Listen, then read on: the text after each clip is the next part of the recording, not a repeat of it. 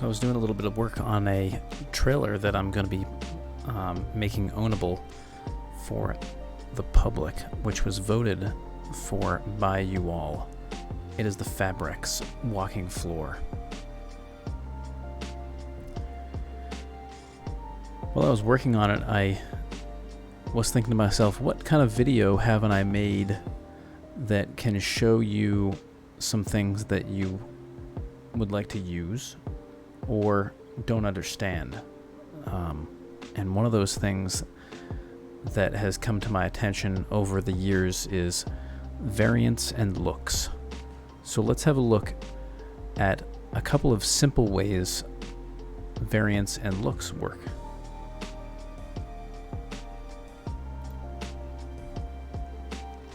So here's the trailer here. I will try to negotiate my video screen up top so you can see everything without it disappearing on the side over here. So I'll try to scroll as much as I can.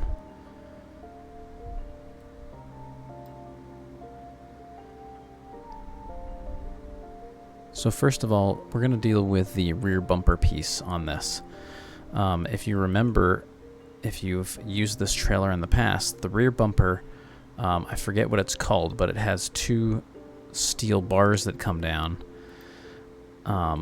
from the chassis, the main chassis body here, and this was the previous one. It was all kind of bent and mangled because realistically these trailers usually work in very difficult conditions in a dump or transfer station, going in and out of buildings with all kinds of various other machinery in the way and things like that. So to see it bent up like this and having the bend in the top isn't unrealistic. However, I did want to also give it like a new out of the factory look as well. So what I did was I fashioned up, and this has changed textures, excuse me for a moment. There we go. And this is, so this is what I came up with here. It's just a simple change, a simple edit. It's got some of the original showroom floor shine, maybe. But at any rate, I wanted to show you how variants work in the game and how you can use them to your advantage, really, when you're doing things in game. They can really help you out in having one total model, but many variants of that. So let's click back on the bumper, and we'll go to, what I'm going to do is I'm going to swing this out like this so you can see where I'm at. I think that's going to make the most sense because it's right in the middle. Don't really have to look at the model too much. So you can also see this. Perfect. Okay. So now what we're looking at here is the object properties in Blender. You're going to find the SCS object area. You'll notice there's a part section, a variant section, a variant part table, and a looks section. The parts are very important. The parts tell the variants kind of where to go. So in the variant part table, you'll notice that I have default and old lit up, and repaired lit up, but old and repaired are dark, opposite where they are. What does this mean? Well, if I click on the repaired version, it disappears, and if I click on the default, it's the crumpled edition. So you can see up here, when you click old, it turns off that piece. So when you choose the repaired version, if you call that in your definition files, in your SII files, this one's going to show up with the same name. So the PMD name would be r_bumper01.pmd, and then you would say variant : repaired. Or conversely, if you wanted the default version, you wouldn't have to put a variant name because it is the default. However, it also calls the bent version, or in this case, variant. So that is basically how that works. You can put multiple models inside one PMD and call them through different variants like that. This is the same way that cabs of trucks change. SCS does this, so you can have a variant with,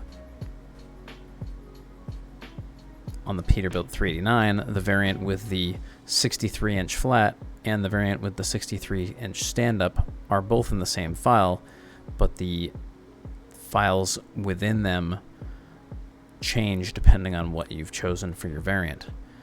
So if I'm doing something like this, say, I want to create a third variant, I'm going to base it off of the fixed variant or the repaired variant.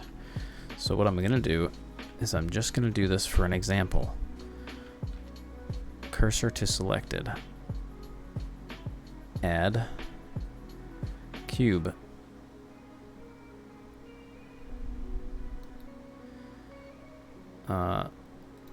Scale cube.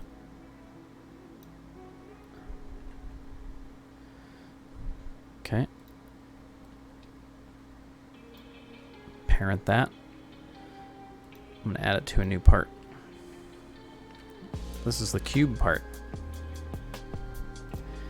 So by default, this will add cube to both variants. Now if I don't want it on both variants, then I'll need to adjust what I've done here, or what has been defaulted.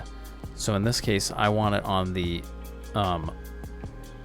default version, which is the old crumpled style. So I deselect it from the repaired list. So now when I subtract that, it will show up on the repaired list.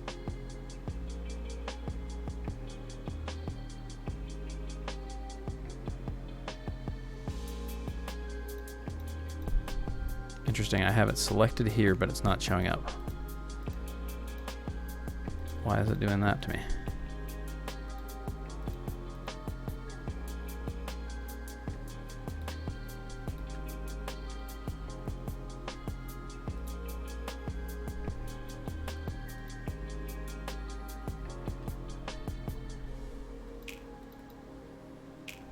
Oh, it's because it doesn't have a material assigned. Hold on.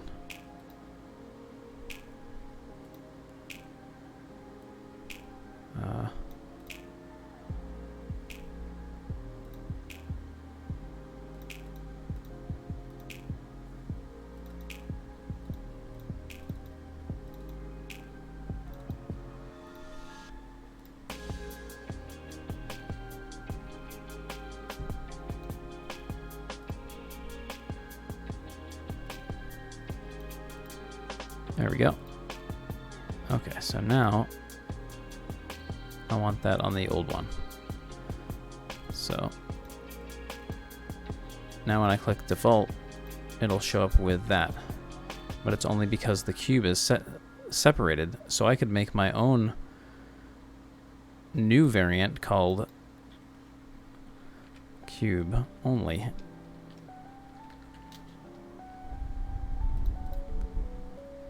And that would only call the cube portion. So now I can do this, and only the cube shows up. And all the other ones are independent. Oh, no, I forgot to turn that off. So now I can do this. So all the other variants are independent. So that's how variants work.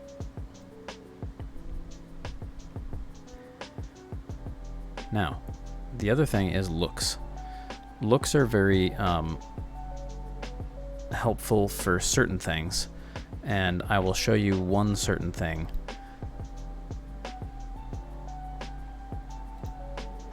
Oh, I can't unassign that. Delete. Okay. Remove. Okay. So a look is changing the specifications or statistics about a material with relative ease, which is nice, on the same part. So in the case of me changing this, maybe this back piece here could be a chrome thing. Maybe it's a super shiny gross fabrics trailer.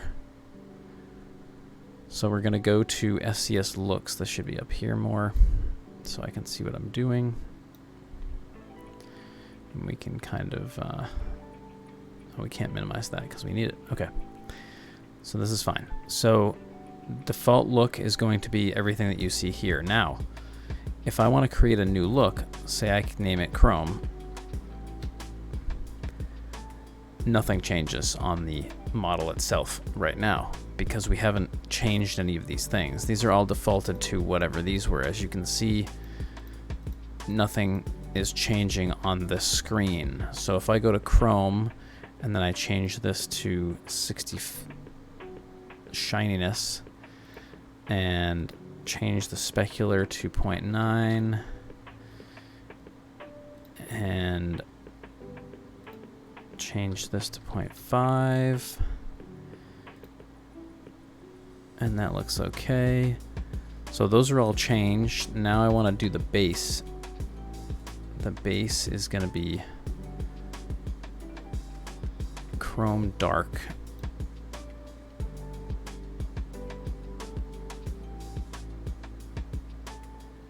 So now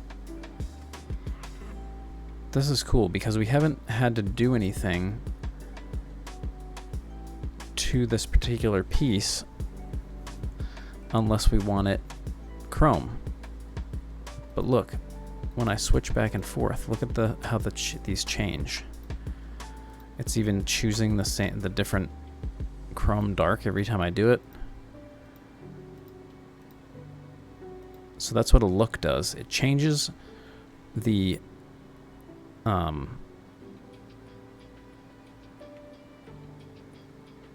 material in question, and it can change the textures based on that material depending on its look, and you can change all of these values between the two as well. So the diffuse, the specular, the environmental factor, all of those things can change between these two things. You can't do a couple of things. You can't create a look with truck paint, so you can't do like a truck paint piece and then a chrome look on that piece or something of that nature, like for additional parts on trucks. You have to make a whole separate model or a whole separate variant itself, which is a little bit frustrating, but it's kind of beyond the scope of how they're using the look system. But this is how you create looks. Just change the pieces that you want. I could just change the texture. I didn't have to change the shininess and all that other stuff, but I'm just showing you that you can do that. And then once you do that, you can go in here. For example, let's see if I can find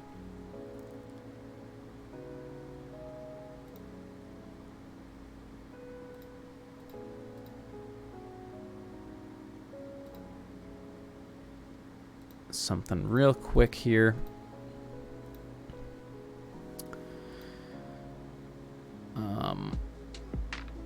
Oh, you know what we can do? We can go down here.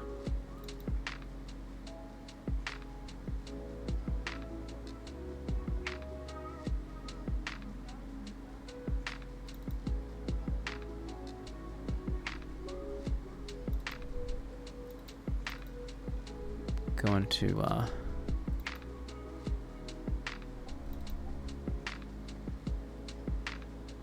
your favorite and mine.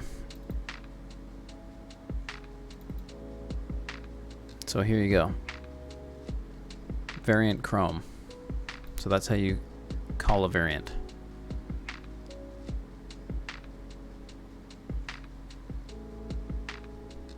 And then look would be, in the case of what we were just doing, would be look Chrome. Like that. And that's how it would show up in game. It's going to give you an error. It's going to not agree with you if you, in this PMD, and especially in this case, the interior model, if the interior model does also not have these two variants, you're going to either get a crash or that part won't show up. So you do have to be cognizant of that. The Chops 01, if that has Chrome and Chrome as variant and look, but this only has Chrome variant, well, it's going to screw this up. It's not going to call it correctly. So you always have to make sure that everything that you write down is proper and correct and references back. That's why it's very important to read the log all the time, which is why I always suggest reading it and learning it and knowing it. But that is a quick look at your variant and your look system within Blender. This is crucial to creating many different parts for all the trucks and stuff like that. So gas tanks, or rather diesel tanks. You know, if you have aluminum diesel tanks and then chrome diesel tanks, you could do that with a variant or a look. You can do,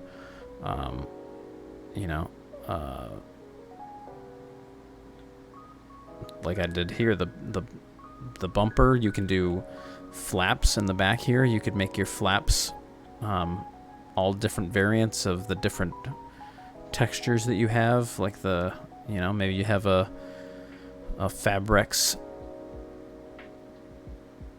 flap or like a plain black flap and you want to switch between those two. You can do that in one model. You don't have to make 5 different models of the different flaps. You can just call them by variant. So that is going to be my video for today. I hope that in some way it's helped you. As usual, I appreciate all of the follows and the support from Patreon, from YouTube, from Facebook, from Discord.